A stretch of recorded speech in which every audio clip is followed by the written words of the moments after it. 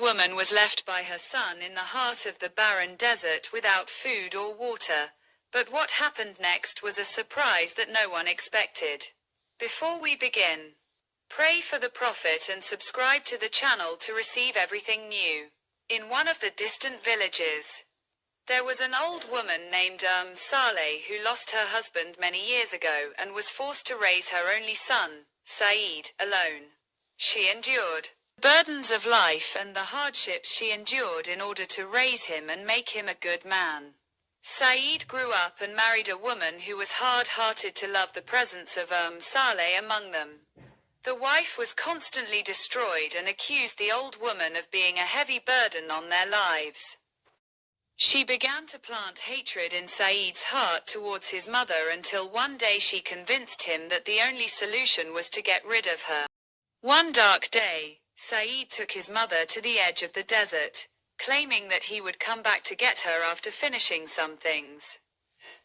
But it was just a trick to leave her to face death alone in the wilderness. Saleh sat in the desert waiting for her son who never returned. After long hours of waiting, she felt lonely and in danger, but she kept repeating, "Saeed, my son, will not abandon me. He will come back to take me." While she was walking looking for shelter, she found a little child lost and crying in the sand. She approached him tenderly and said to him, "Do not be afraid, my son. I will protect you from the monsters." She took the child in her arms and went looking for a shelter to protect them from the danger of the desert. But fate was not kind to Saleh's mother. She arrived in a small nearby town, and when her family saw her carrying the child, they accused her of kidnapping him. They said that other children had disappeared in the past few days, and accused her of being responsible despite her screams and pleas saying that she did not kidnap anyone. She found the child alone and was afraid for him from the monsters. No one believed her. She was arrested and referred to the judge on charges of kidnapping children. Meanwhile, Saeed was in his house living with his wife, who was happy about the absence of Saleh's mother. But Saeed was not happy inside. He felt a severe tightness in his chest, as if he was carrying a mountain of regret, until he began to see nightmares. He saw in his dream that he was surrounded by fire, and his mother was trying to save him.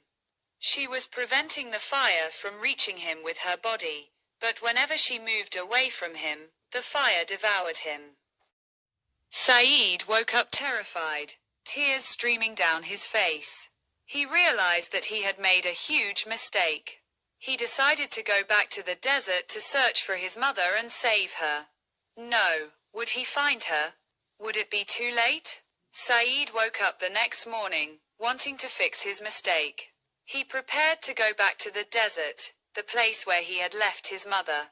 He felt the great guilt he had committed with every step, as if the ground beneath his feet was blaming him for what he had done. He reached the place where he had left his mother. But he did not find her.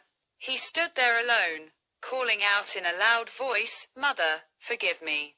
I am here for you to go with me. I will show you if you can hear me." There was nothing but the desert winds and the quicksand. The desert itself was punishing him with silence. Saeed cried bitterly, regretting what he had done. Then he started moving in every direction looking for her, but to no avail. After hours of searching under the scorching desert sun, he met an old man sitting under the shade of a small tree. The old man had deep features and a look. Saeed asked him with a desperate look, "Sheikh, have you seen an old woman of advanced age pass by here? She is my mother. I left her in the desert and I'm looking for her." The old sheikh looked at Saeed's face for a few moments before saying, "I heard about an old woman carrying a small child in a small town nearby. They accused her of kidnapping children and took her to the judge. If she is your mother, hurry to save her before it is too late." He did not hesitate to say more words and set off towards the village as quickly as possible. His heart was beating with fear and worry for his mother. When he arrived, he found a large gathering of people in front of the court building. He heard them gathering about the old woman, the same age as the child kidnapper, who would be sentenced. Saeed pushed himself through the people until he reached the inside. He saw his mother standing there, tired, with tears in her eyes. But she still held her head high. Her son shouted loudly, "Stop, my mother is innocent. I am the reason for everything." Everyone looked at him in astonishment, and the judge spoke to him. "Who are you and what do you mean?" He answered in a voice full of regret, "I am her son. I am the one who left her alone in the desert. I am the reason she is facing this fate. My mother did not kidnap anyone. She only tried to protect the child she found. If she is guilty, then the real culprit is me because I am the one who abandoned her." The silence in the hall was heavy as a rock, and his tears were flowing hotly. Saleh's mother turned to him and filled her eyes with tears mixed between sadness and tenderness.